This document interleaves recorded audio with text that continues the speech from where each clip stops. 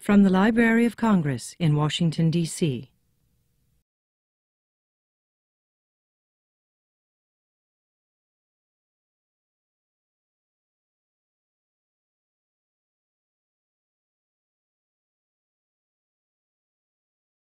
Good evening and welcome. Thank you very much for coming. I'm Anne McLean from the Music Division of the Library, and it's a great pleasure for us to present Dr. Anirudh Patel, whose lecture is the fourth presentation of our Music in the Brain series, which has been very generously funded by the Dana Foundation. It's a partnership of the Music Division and the Science, Technology, and Business Division. If you're enjoying this series, and we have had great turnouts and a lot of calls about it, I'd like to invite you to leave your email on a piece of paper out in the area, the foyer, because we're going to be sending notices about our forthcoming podcasts and webcasts. Dr. Patel is Senior Fellow in Theoretical Neurobiology and the Esther J. Burnham Senior Fellow at the Neurosciences Institute in San Diego. His book, The Music of Language and the Language of Music, has just won the prestigious Deems-Taylor Award. One of his primary areas of interest is the comparative study of how these uniquely human abilities can shed light on their underlying cognitive and neural mechanisms. Tonight, he'll be talking about some of the hidden connections between language and instrumental music, and I should say he is also a musician. Please welcome Dr. Patel.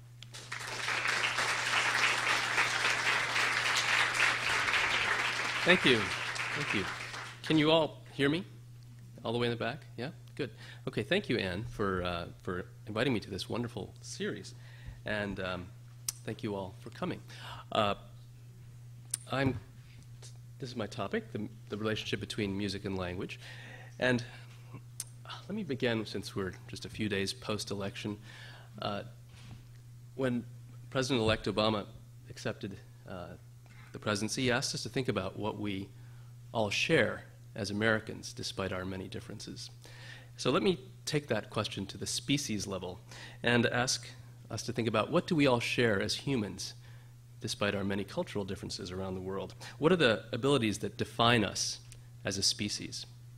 Well, let's take a little trip to the Brazilian Amazon and visit a tribe that's getting a lot of attention recently from anthropologists and linguistic anthropologists in particular, the Piraha. This is a small tribe in a remote part of the Amazon, and they're sort of remarkable in a number of ways.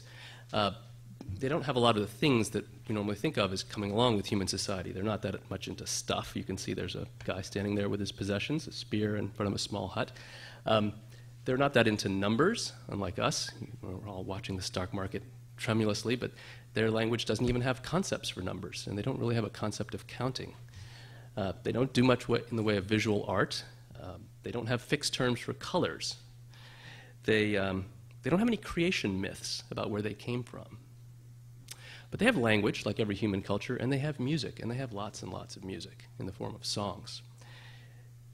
Every human culture that we know of has music and language. These are universals, genuine human universals, and they go way back in our species history.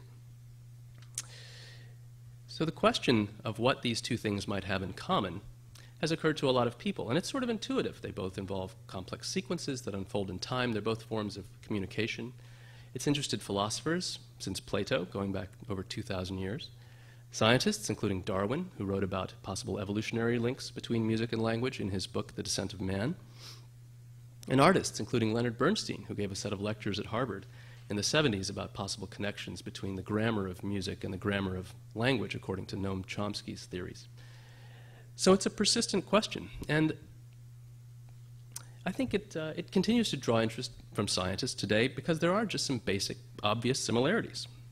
For example, both music and language have rhythm, by which I mean systematic patterns of timing, accent, and grouping. They both have melody, meaning structured patterns of pitch over time. And they both have syntax, meaning discrete elements like notes or words, and principles for combining those elements into sequences. Sentences aren't just random sequences of words, and musical melodies and compositions are far from random sequences of notes. They're principles.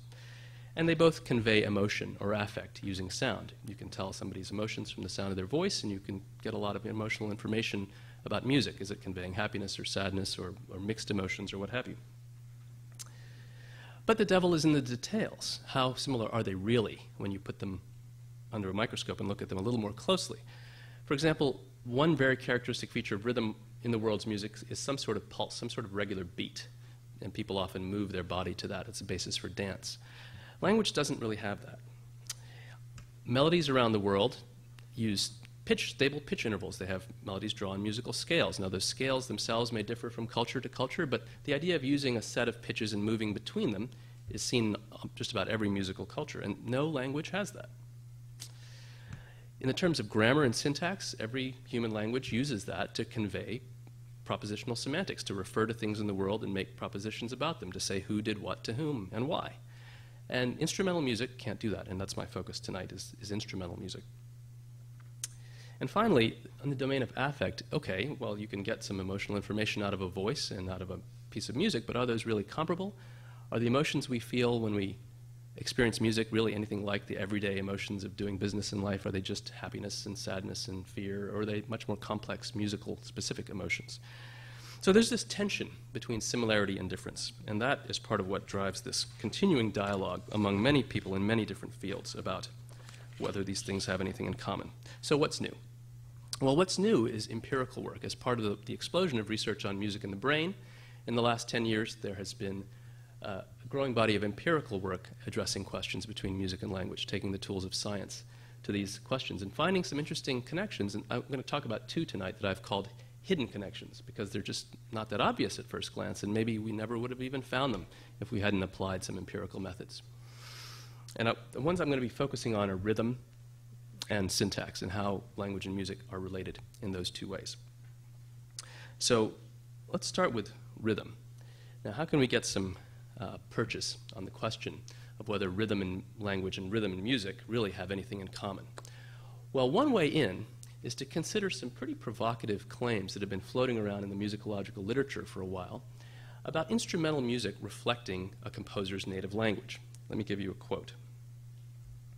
This comes from a book by musicologist Gerald Abraham. He's quoting Ralph Kirkpatrick, who's a harpsichordist and music scholar, who writes, "Both Couperin and Rameau, like Fauré and Debussy, are thoroughly conditioned by the nuances and inflections of spoken French. On no Western music has the influence of language been stronger." He's basically saying that something about Debussy's music sounds like the French language. It's purely instrumental music. And other people have made similar claims about the music of English composers. And this sort of, people have intuitions about this. So let me play you a couple of clips, and we'll do a little test. I'm going to play you a clip here, and I'm going to ask you at the end of the clip if you think it was an English or a French composer. Now, some of you may know this piece, so that is cheating. But if you don't, tell me what you think. Okay.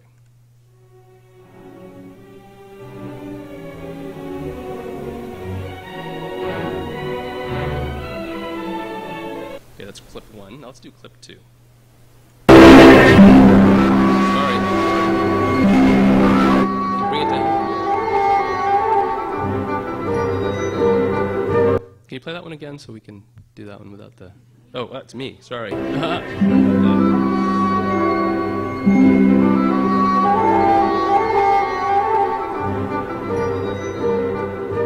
Okay, how many people think that second one was the French one? Okay, how many people think that was the British one? Good for you. Stand up for your rights. That's actually the French one, though. So and the first one was the British one. In fact, those were clips from Debussy and from Sir Edward Elgar, two composers who have been particularly named in these sorts of speculations. So here we have some very provocative claims because there was no evidence presented with these claims, just intuitions. But we decided, hey, this is a neat way in. Let's try and see if we can go after this scientifically. So we started with the music of Elgar and Debussy and their contemporaries. And we took a scientific approach to this. We decided to examine languages that differed in their speech rhythm, find a way to measure that difference, and apply exactly that same measure to instrumental music, with the hypothesis that the music would differ in a way that reflected the language. And for practical reasons, we started with English and French, because, as I mentioned, those are the locus of these intuitions, some of them, and they have very different speech rhythms, according to linguists. Well, what does that mean? What are linguists talking about when they say French and English have different speech rhythms? Well, there's an old theory about this, and the theory has to do, in English, with the way stress is pattern, okay? So when you speak in sentence of English, like the teacher is interested in buying some books, there's some syllables that are stressed. They're just more prominent than other syllables, even if you're not emphasizing a particular word. So if you mark those with X's, it's the teach of teacher, the int of interested, the buy of buying, and books. And linguists notice that many times, if you say sentences like this and you sort of observe the time intervals between the stresses, which you can do, say, by tapping, so the teacher is interested in buying some books. Those taps are almost like a metronome. You know, I wasn't speaking poetically, and yet those taps were coming out at very equal spaces in time. And so there's a theory built on this, that the rhythm of English is basically the metronomic timing of stresses. They kind of chunked out in a clock-like metronomic fashion. French, in contrast, was argued to have a different rhythm. There, the theory was also metronomic, but it wasn't stresses, it was just syllables, syllable onsets. So, for example, in this sentence of French, whoops, is that? Oh, it's not playing at all. Oh, it's very slow? Okay. Le magasin est ouvert sans interruption toute la journée. Sorry, did you hear it? Or one more time? One more time. Le magasin est ouvert sans interruption toute la journée. Okay, it's soft. But she's saying, le magasin est ouvert. I won't say it, my French accent is so awful. But anyway, the point is that if you take these bars as schematics for syllable onsets, it's these onsets that are getting chunked out at even points in time. So and this theory was kind of a grand theory. It thought all languages either had to fall into one of these two categories. Either stresses or syllables were being chunked out kind of clock-like fashion. And it thought it grouped languages together that like English, German, and Arabic, and many others into the stress time category, and French, Italian, Yoruba, which is an African language, and many others into the syllable time category. So it kind of put languages together that were actually historically very distantly related, but they thought they belonged in these one of two rhythmic categories. And Japanese got into another category. Well, it hasn't been a very successful theory. All attempts to measure these things in speech have not supported it. So what's happened recently is that there's been a shift from this idea of speech as a metronome. I mean, you can find individual sentences that seem to work, but it doesn't hold up as a generalization. And what's happened now is looking at patterns that are rhythmic but not clock-like. Okay? So what is an example of a clock is a prototypical example of a rhythm. It's something regular in time. But there are rhythms in the world that are structured, but they're not clock-like. So where I come from in San Diego, a lot of people study the rhythm of the waves, applied marine biology. They're called surfers, right?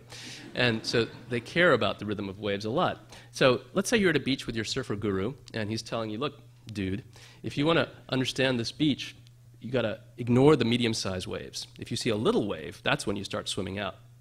Well, why would I swim out for a little wave? Because, he says, after little waves come the big waves. So there's structure there, right? There's some predictability. But it's not temporal regularity. If you timed the onset, if you timed the times at which the waves were hitting the beach, it would not be a clock. They'd kind of be irregular, like waves are. But there's structure. Little ones kind of predict big ones. So there's temporal structure without regularity. And that's kind of been a key conceptual shift in the way people study speech rhythm. And that plays directly into these comparisons that I'll be telling you about. So what people are doing now is looking for linguistic phenomena that have rhythmic consequences in terms of these temporal patterns. And one of them is called vowel reduction. Now, what is vowel reduction? Vowel reduction, as I mentioned, in English, there are stressed syllables and there are unstressed syllables.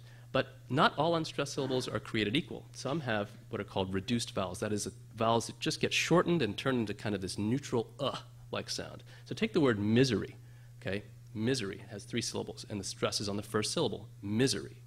But those 2 second syllables are not equally, they're both unstressed, but the second one, the z, has a reduced vowel. It's just a short little misery. And so you can sort of think of it in a chart of vowels coming in 2 flavors, stressed and unstressed, and the unstressed ones coming in 2 flavors, full and reduced. And, well, what is all the significance of this linguistic kind of mumbo-jumbo? Well, reduced vowels tend to get very short in sentences, as I mentioned, sometimes a 20th of a second, whereas stressed vowels, the ones that are emphasized, tend to be very long. So there's kind of push-pull factor in the English language and other so-called stress time languages, as it turns out, between short vowels and long vowels.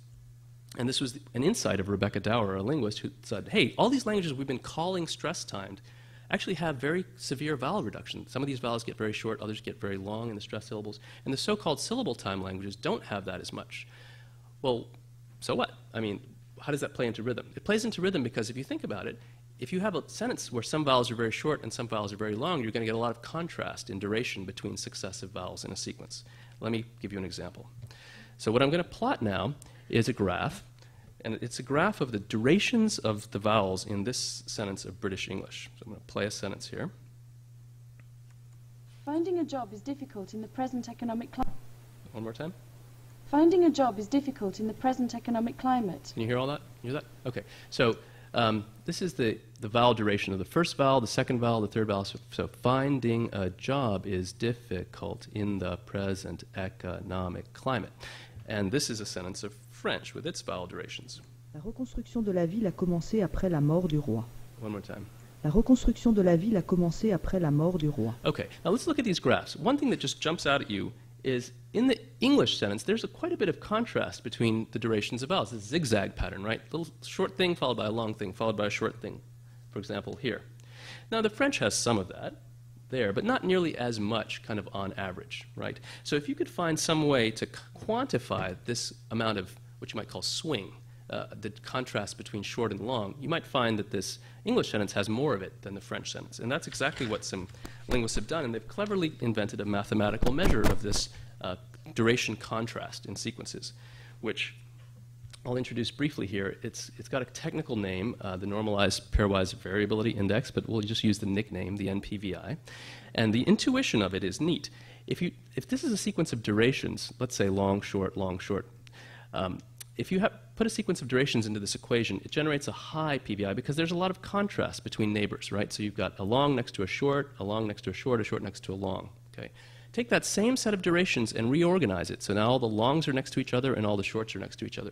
Now this equation gives you a very low PVI because most of the time the neighbors are kind of similar to each other in duration. So what it cares about is each successive pair of durations. Are these two similar? Are these two similar? And how different are they? And it assigns a number. Now if you do that, not just with one sentence of English and one sentence of French, but with a decent-sized corpus. So you get a bunch of speakers to speak a bunch of English sentences and a bunch of native French speakers to speak a bunch of native French sentences, and you measure these durations and compute the score for each sentence, you find that English speech does really have a higher degree of contrastiveness between adjacent vowels than does French speech. One other way of thinking about it is that English speech sort of swings more than French speech, okay? And this has now been found in 4 published studies, so it seems to be robust. It's not just one study. One has even used spontaneous speech, so it's not just restricted to kind of read speech, which is important to know. But you might ask, well, what about dialect differences? We all know that languages differ within a country, and for example, here's a dialect map of Britain. And those of you who remember My Fair Lady and Henry Higgins, who could place a person within a couple of miles of where he or she was born, according to how they spoke, realize that, yes, there are these important differences within a language, so within English. So people have looked at the dialects of English and found that there is variation in this rhythmic measure, but it's small compared to the variation between English and French. So it does seem to be a real language difference, not just a kind of a dialect thing. So what we realized was we could take this wonderful work that's been done by linguists and apply it directly to music. How do you do that? Well, music notation is an unambiguous indicator of the relative durations of events, and that's what the PVI cares about. It cares about the relative durations of neighboring events. So if you take a theme from Debussy, like this theme, and you can assign each note a relative duration. Say quarter notes are 1, then eighth notes should be a half, and so on. Or triplets, each part of a triplet is a third. So you can assign it a sequence of numbers, same with this theme from Elgar, and you can compute this score, this NPVI for each theme. And it just turns out, in this particular Debussy theme, it's 42.2 for Debussy and Elgar at 57.1, so it's higher. And if you read music notation, you might see why. The Elgar has a lot of these dotted rhythms, this sort of long, short, long, short. So I'll just play these for you. This is the Debussy.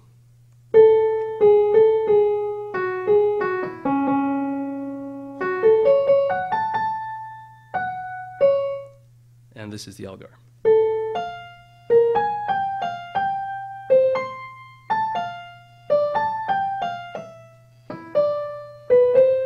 So in the Elgar, could you hear a lot of that bum bum, bum bum, bum bum? It's short long, or long short, and that's what's driving up the value. Okay, so what we realized we had to do, of course, is not just look at one theme by Elgar and one theme by Debussy, but do some sampling here.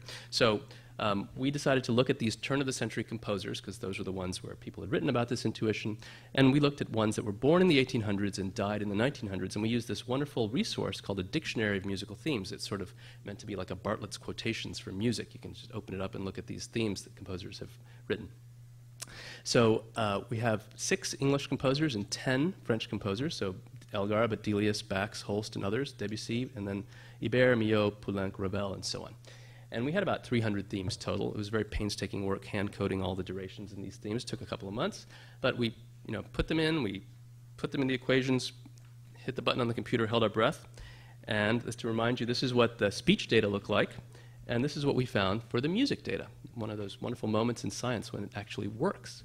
And English music ended up being significantly more contrastive or swing-like than French music in this measure. This is, again, purely instrumental music. So it was different from French music in the same way that the language was. Less of a difference, but in the direction of the language. So it was a case of musical rhythm reflecting speech rhythm. Now, this raises a whole bunch of questions, and some of which I will address now. Oh, by the way, I should tell you, as soon as I finished this study, I told a colleague about it. I was very excited.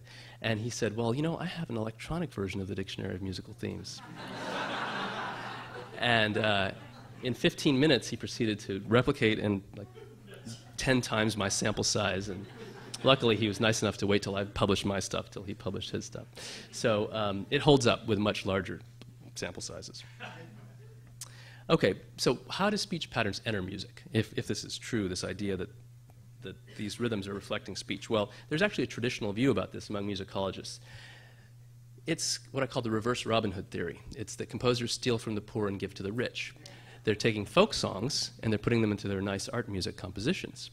And that's folk songs bear the imprint of the language because they're often written with the words of the language, and that's how these speech rhythms get into music. But not all our composers were folksy composers, not that influenced by folk songs. And Debussy and Elgar are examples of ones that aren't that way.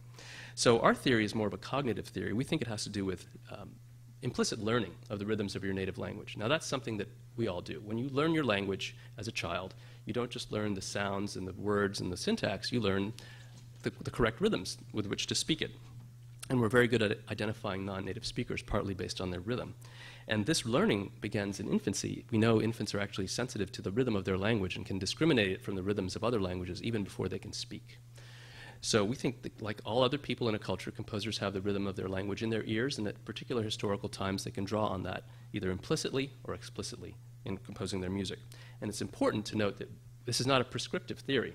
We're not saying composers are forced to compose with their native speech rhythms. If the times are right historically, that's something that can come out as a resource that they can use. Okay, so that, I believe, is the end of the rhythm part. So, oh, no, actually, there's one other thing. What are some directions you could take this work? Well, one direction I think would be a lot of fun to take it is jazz.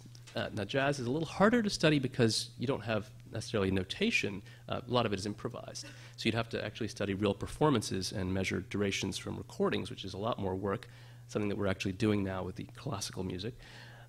But there's a lot of intuitions in jazz. So Paul Berliner wrote a book called Thinking in Jazz, and he talks a lot about jazz as improvisation as kind of storytelling. And a lot of jazz musicians talk about analogies with speaking when they're improvising. So is a jazz musician's speech rhythm reflected in their improvisations? I think that would be pretty interesting to look at. Did the way Louis Armstrong talk get reflected in his trumpet solos? Is something you could actually study empirically. And finally, broadening it to non-Western music. We started small, as you tend to do in science, to keep things manageable, but the techniques are very general, very applicable, and anytime you have a language and a music that you can measure, you can apply these techniques. So I'd like to see this applied to other types of music. Okay, so what have we learned by looking at rhythm comparatively? Well, first, I think one nice thing is that we can really say these guys were right. These musicologists had very good ears. They were hearing things that were subtle, that were not obvious, but we can now point to specific ways in which music rhythm reflects speech rhythm, so we can take their intuitions and tie it to quantifiable scientific patterns. And it suggests that as listeners, part of what we do when we listen to speech is we extract the pure rhythm of the signals. We hold on to that information independently of the words and the grammar and so forth, that we're hearing kind of music underneath the language as part of natural speech perception. Okay, so let me turn now to the second part of the talk, which is about grammar. So now we're going to move to a much more abstract level and relationship between language and music. That was sort of about sound, that first part. This is more about structure. Now, this has been a locus of real debate. So, as I mentioned, Leonard Bernstein gave a set of lectures at Harvard in the 70s, the Norton lectures.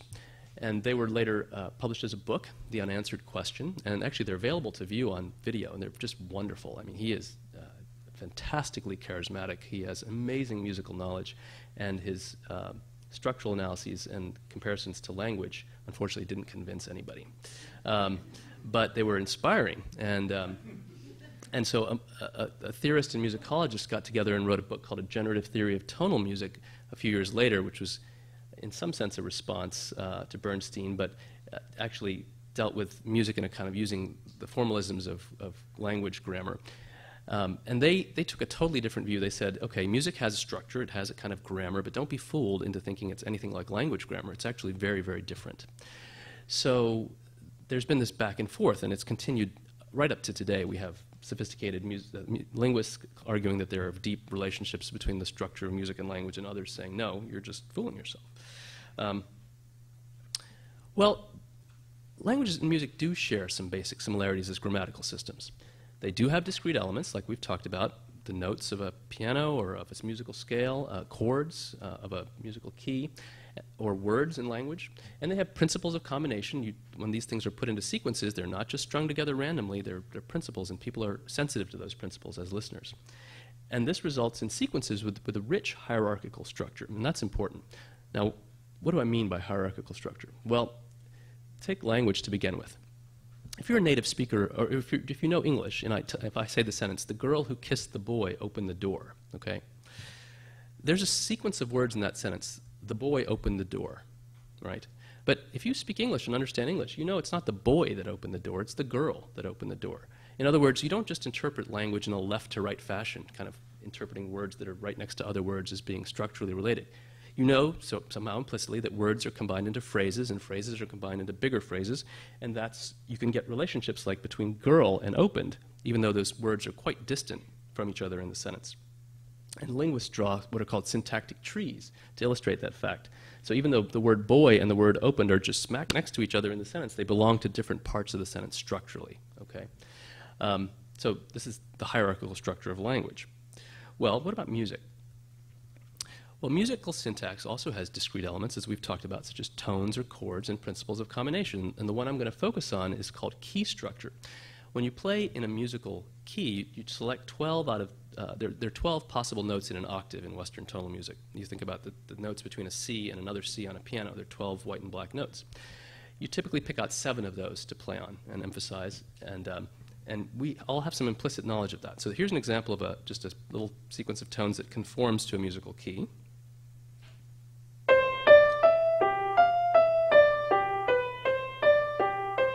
And here's a sequence that doesn't.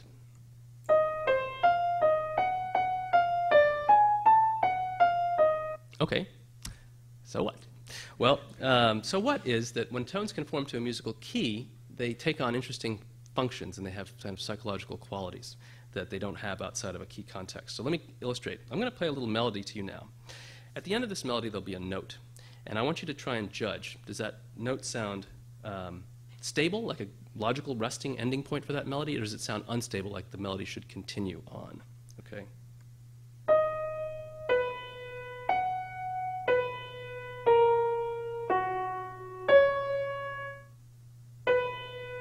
Okay, that sounds sort of closed, finished to most people? Yeah, all right. Now I'm going to kind of erase your memory of that. All right. And now I'm going to play another melody, and exactly the same task. At the end, tell me if that note sounds like a good resting point or it sounds unresolved and should go on.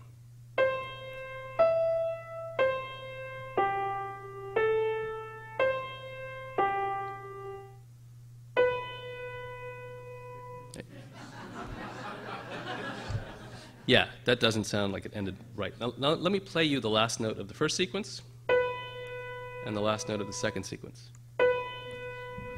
They're both B, identical pitch, But they make you feel very different. And that's key. That's the magic of key. So in the first melody, that was the tonic, the resting tone, the central tone of the key. In the second melody, it was the leading tone, a very unstable tone that wants to resolve to the tonic.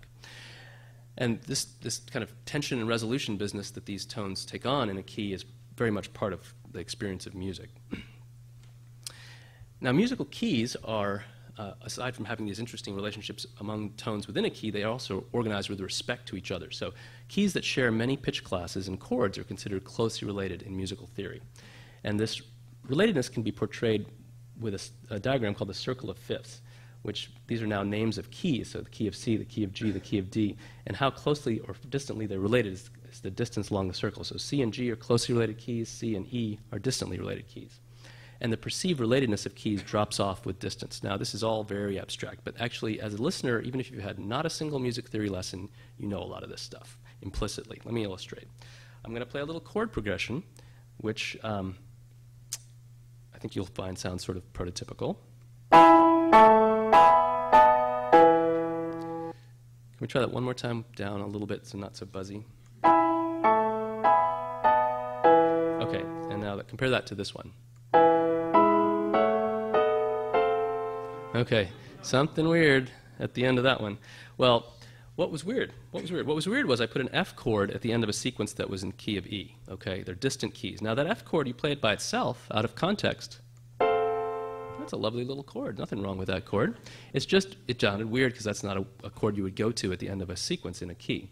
So you have implicit knowledge of these relationships, even though you may not have had any formal music theory. And this is true. This has been shown over and over again with ordinary non-musician listeners.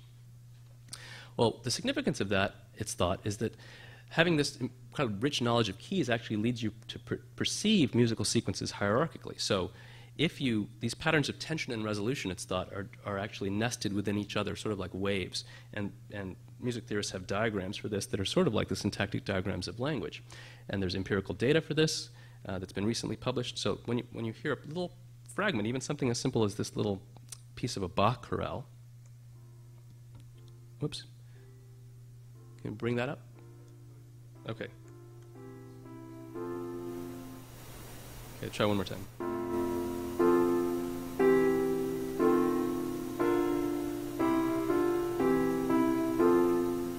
There's sort of an ebb and flow of tension and resolution. Sort of in the middle, it gets more tense with that out-of-key chord, and it resolves at the end. But the idea is that your knowledge of key actually lets you hear relationships between chords that aren't just right next to each other. So there's hierarchy, there's grammar.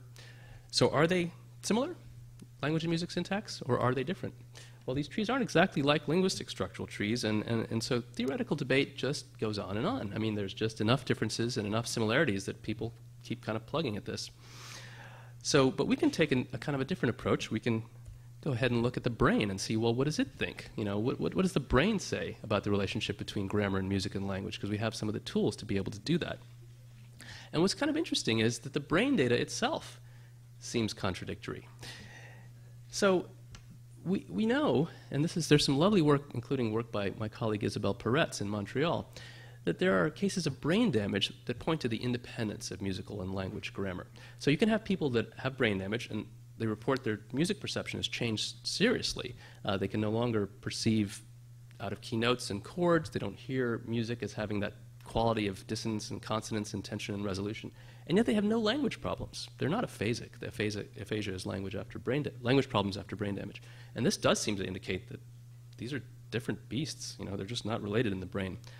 On the other hand, there's another technique where you actually look at what's happening in healthy normal brains as they process music or language in real time using brain scanners. And I've done some of that work. Other colleagues have done some of that work. And when you look at the brain that way, there's a surprising degree of overlap in the brain areas and brain signals you get when people are processing the structure of music and the structure of language, including activation in an area that's well known among language researchers called Broca's area, a region in the inferior frontal left convolutions of the brain that's long been known to be important for language and thought to be involved in processing the grammar of language. And this is a slide from a review by my colleague Stefan Kolsch, who's done a lot of really lovely work on the grammar of music and how it's processed, showing this Broca's area on its left side and its right side homologue being activated. across a number of studies to the grammar of music. So this is kind of a brain, you think you can go to the brain to look for the answer, and the brain tells you two totally different things. So what do you do with that information? Well, you need some kind of framework to kind of reconcile those things.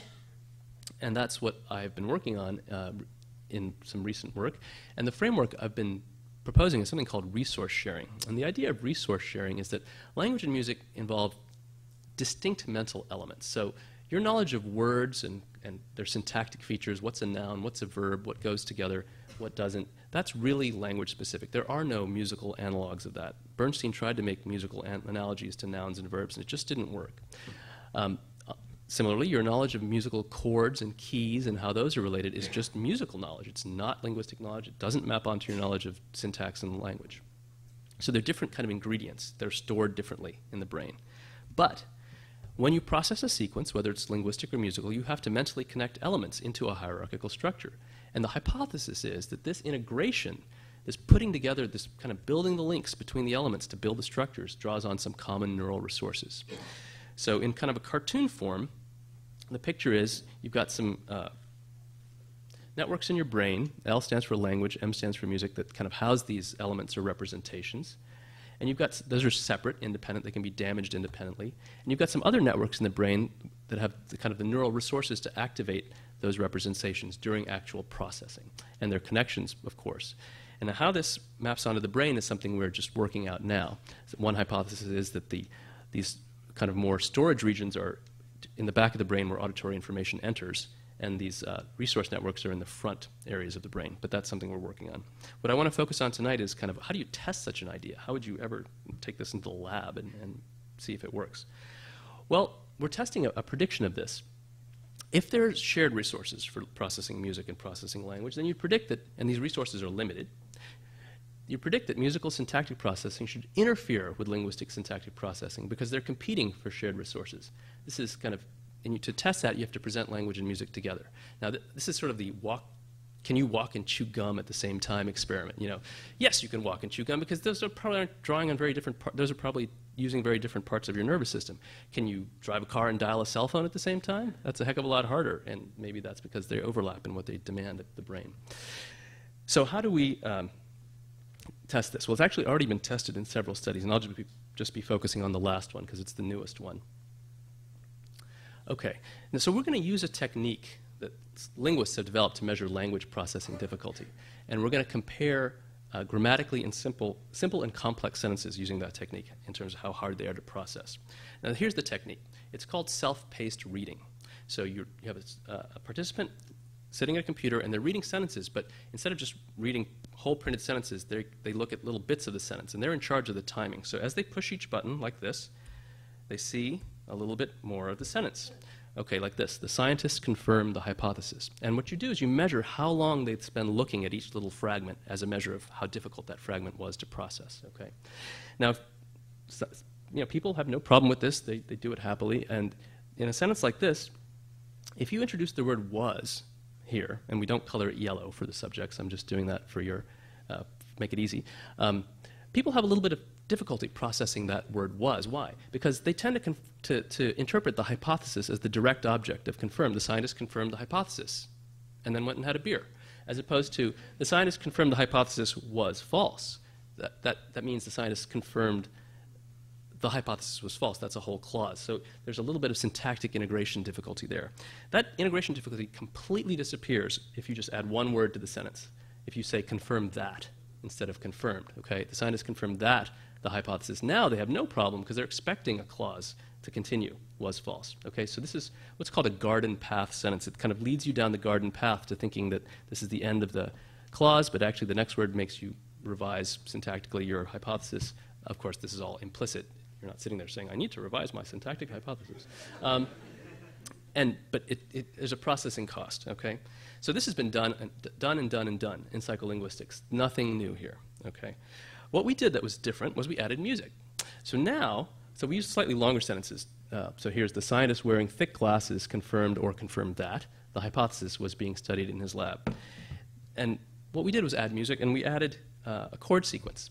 So that now every time you press a button, you don't only see a little sentence fragment, you hear a chord over headphones. And those chords form a well-formed Bach-style chord progression.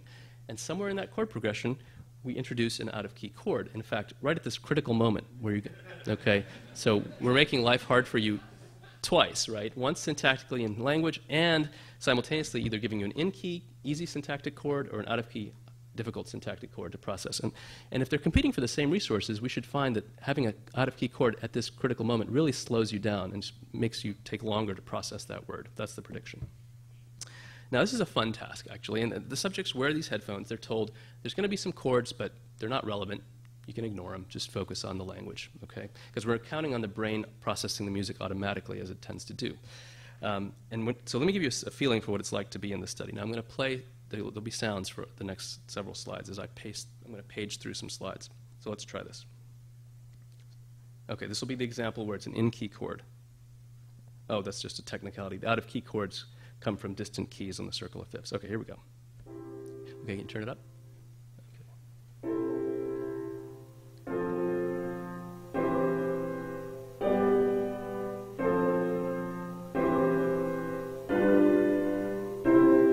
Okay, so that's what it's like to be a subject. Now let's hear it with an out-of-key chord on the key word, and we can bring up the level a little bit more.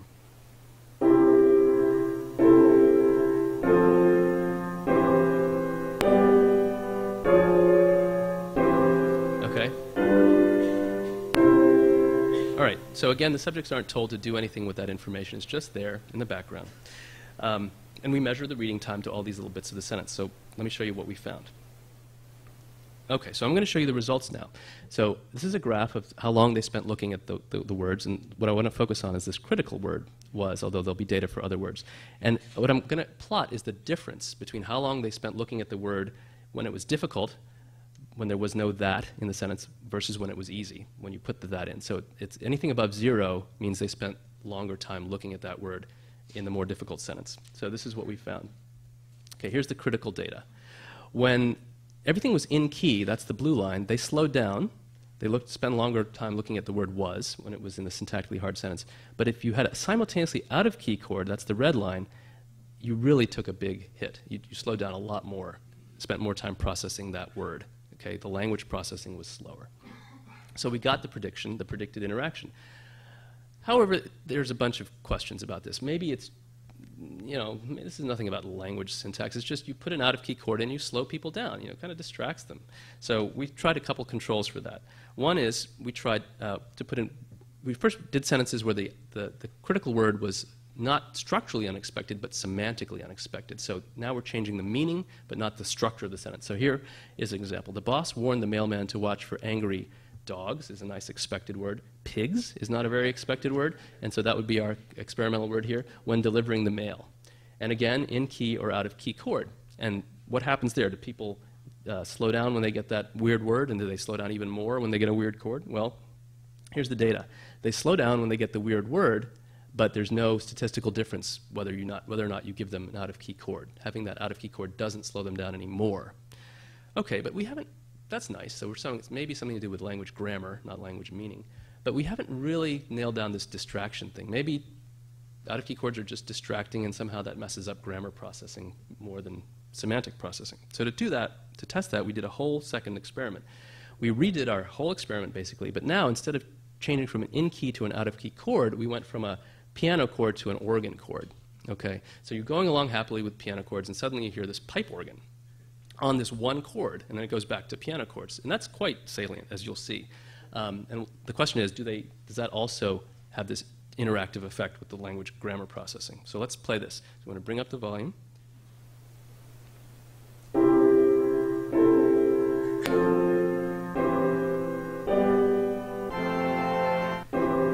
Okay, it's pretty salient. I mean, it's really great over headphones. It's as God suddenly speaks to you on this word was. But here's what happens, okay? Absolutely, you slow down when you get to was, but having that bizarre, unexpected acoustic event doesn't slow you down any more than you would otherwise. So it's really not just distraction, we think. It's really the language. Oh. Just for clarification, yes. You have the confirmed and that. Are the people seeing that both? Oh, no, I apologize. That's confusing, isn't it? No, they either see confirmed or confirmed that. And Is the trend the same whether you got the that? no, so the point is that it's when it's just confirmed, that's when you get difficulty on was. But when you have confirmed that, you don't get the difficulty. And what I'm plotting is the difference, how much longer you spend looking at it when you only have confirmed and not confirmed that. Clear? Okay. All right. So. And again, we repeated the experiment with the semantic manipulation, so using the dogs-pigs experiment. And again, people slow down at the weird word, but the out-of-timbre chord doesn't make them slow down disproportionately more. Okay, so let me just summarize. That's a lot of information, so let me just summarize. It seems like musical harmonic processing does interfere with linguistic syntactic processing, and these are not things, that's not an obvious thing, that those things would interact in the brain. Unlike, dialing your phone and trying to drive your car, where it seems kind of obvious that's not a good idea. But this musical harmonic processing doesn't interfere with semantic processing of language, and it doesn't. It's not just due to the distraction of attention. That's what that timbre experiment showed. And so that we think this supports kind of a view of the shared processing of linguistic and musical syntax in a novel sort of way. So now, what have we learned by comparing syntax in language and music? Well, it does seem that perhaps the processing of syntax and grammar in music and language has a hidden connection, that the elements, the ingredients may be unique, but certain processes for putting those ingredients together may be shared. And that's actually worth knowing because it naturally leads to a new perspective on certain kinds of language disorders. So there are language disorders, including aphasia, where people have brain damage and they have problems processing the grammar of utterances, understanding the structure or producing the structure of sentences. And we've been doing some work with aphasic patients with these problems to see if they might have some musical structural problems as well. And it looks like they do. And that leads you to think about what's really wrong at kind of a mechanistic level. It's not just a language-specific kind of processing. It's a more abstract structural processing, which would probably inform the kind of therapies you might want to use to help with these sorts of patients. So that's kind of a direction that we're going in that way. Okay. So let me just say a few final remarks. Just to go back to where we started, music and language are two of the things that really define us as humans, as a species. We find them everywhere we find humans. If some intrepid reporter were to call back from the jungles of Peru tomorrow and say, I found the last tribe of humans, the ones that's never been contacted before, I would bet the farm that they would have language and music as the two things you can be sure that they would have. Okay. But these things are universal and they're human, but they're typically studied independently. We have people in linguistics departments doing the language, and the musicologists and the cognitive scientists and music departments doing the music. But I think that may not be such a good idea. That actually, if you want to get some deeper insights into how these things work, comparing them to each other is a good idea, because it's difficult to get insights to language by comparing it to anything else in the world, because no other animal has anything like human language. It's difficult to understand music by comparing it to other animal systems, because no other animal has what we would call music, at least in the human sense of the complexity of human music. But we have both of them, and they have just enough in common that we can look at them together and get deeper insights into both domains than we can get by studying either domain alone. So comparative work deepens our understanding of both. And that's really the theme of my book, Music, Language, and the Brain, that came out earlier this year. And with that, I'll conclude. Thank you very much.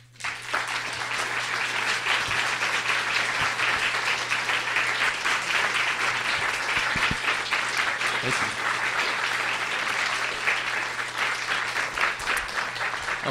Before questions, which I'm very happy to take, I just want to mention one thing. If you find yourself getting interested in music cognition, let me do a couple things. First, let me invite you to the Society for Music Perception and Cognition meeting next summer in Indianapolis, Indiana, and there's more information at musicperception.org. And also point you to a new textbook, the first up-to-date undergraduate textbook for music cognition in 20 years. It just came out from Oxford University Press, called Music, Thought, and Feeling, by a colleague and friend of mine. It's very good, and I can recommend it as a way to get into this field if at a kind of introductory level. So anyway, with that, I'll be happy to take some questions. Yes? Thank you very much for a wonderful lecture. Thank you. I'm thinking of history. Sorry. Yes. Can you hear me?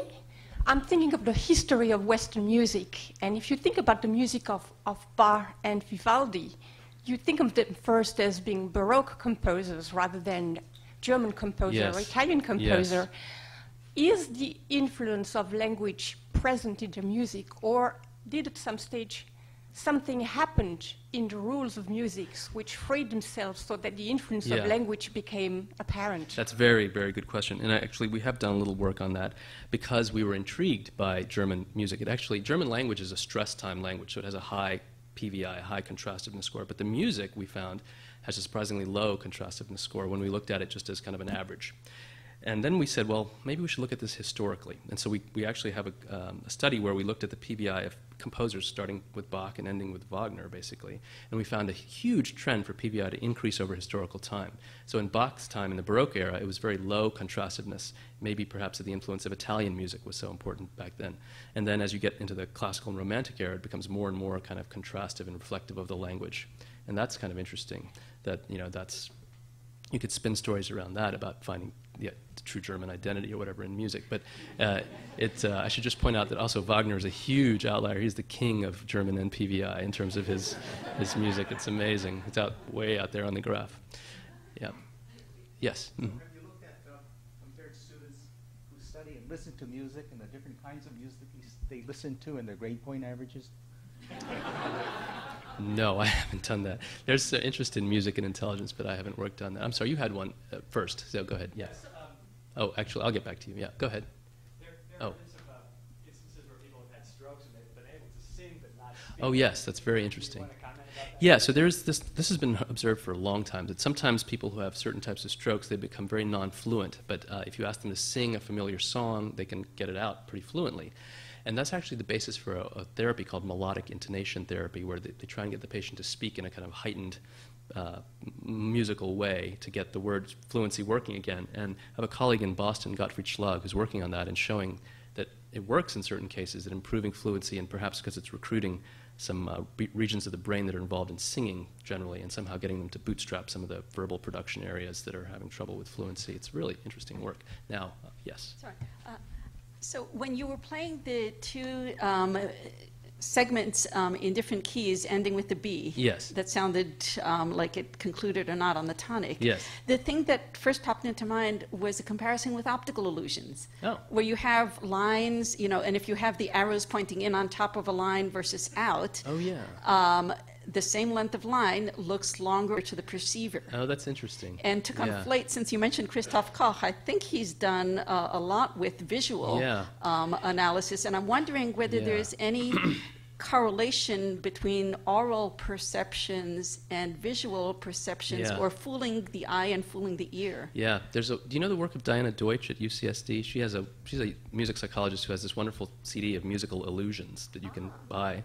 I think it's called Musical Paradoxes or something like that, all about this sort of stuff. And she's very interested in those parallels, so I'd suggest you take a look at that. Yes? Thank you.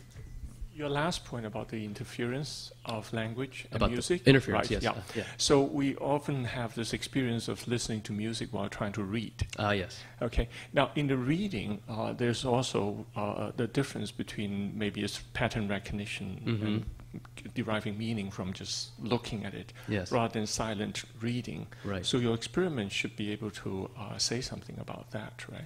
Well, it's interesting. I mean, so a colleague actually has studied. Okay, let me back up. Some people find music helpful when they study. Other people find it distracting. And a colleague has been studying that and trying to figure out what kind of psychological variables that correlates with.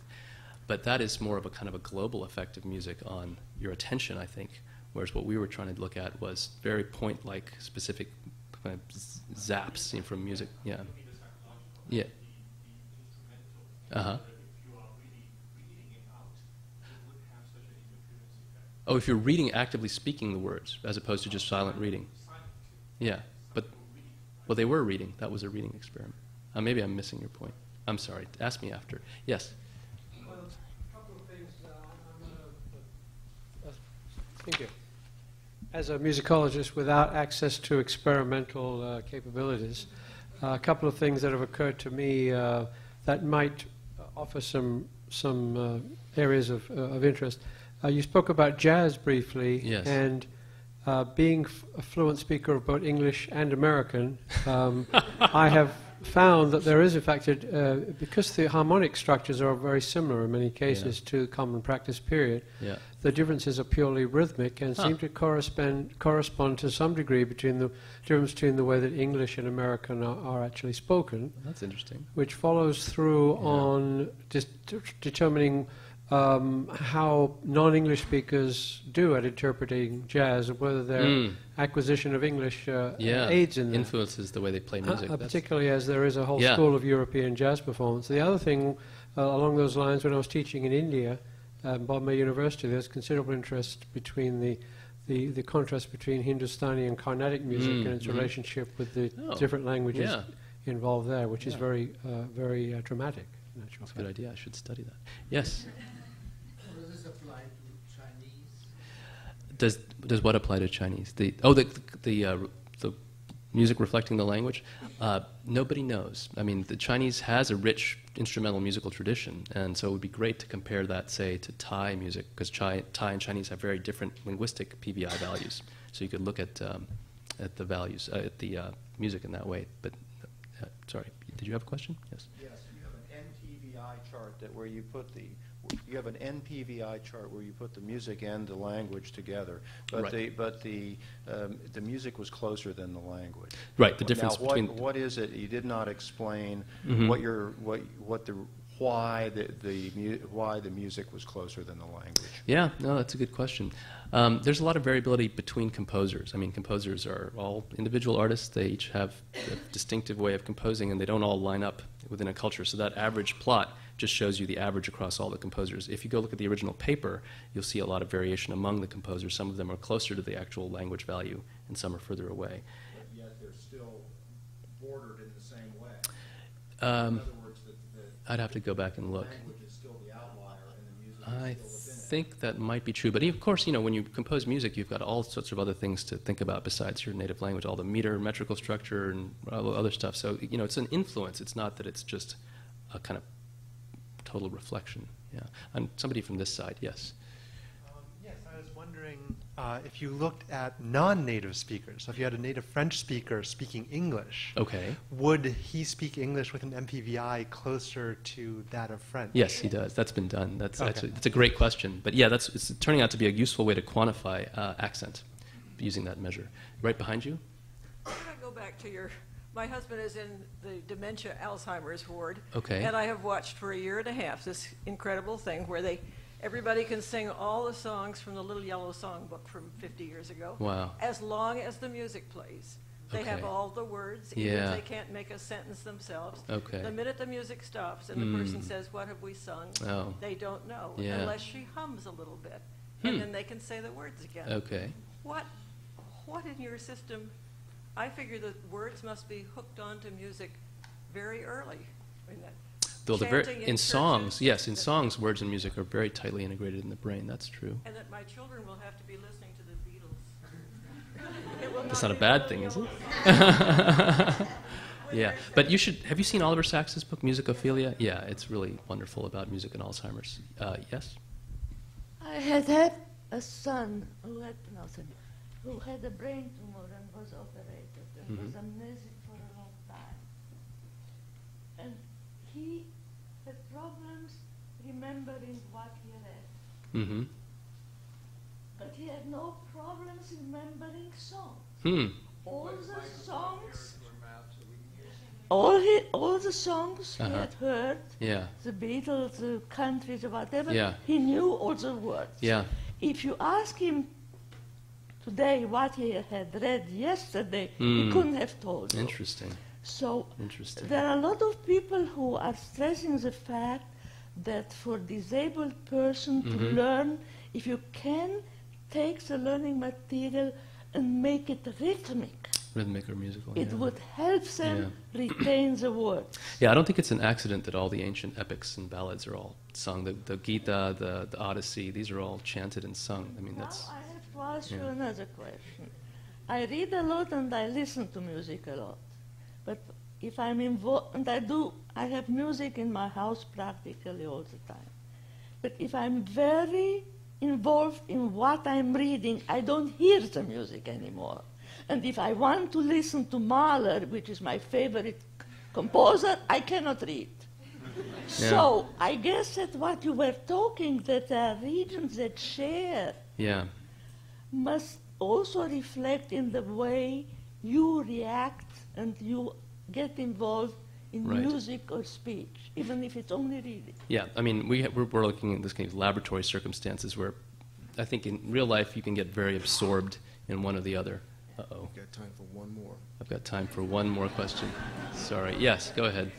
Yeah, some years ago there was a lot of interest in music enhancing language learning. Stuff like Lozanoff and stuff. It seems that some of the stuff you were talking about, interference, would actually prevent that from working. And he used Baroque music specifically, and he had a specific thing about the number of beats per minute you needed in order to enhance your ability to remember words in another language. And this was all in this like very new agey type stuff. So how scientific it was is questionable. I hadn't actually heard of that work. I do know there's actually some very good work showing that musical training influences the ability to pick up the sounds of a foreign language, not necessarily the vocabulary, but if you've got a good musical ear, there's actually neuroscience research showing that that actually seems to sharpen your brain stem's encoding of speech sounds in foreign languages. So musical training does seem to spill over to that aspect. I guess that's it. Thank you.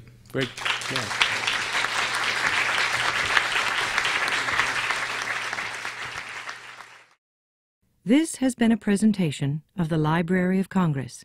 Visit us at loc.gov.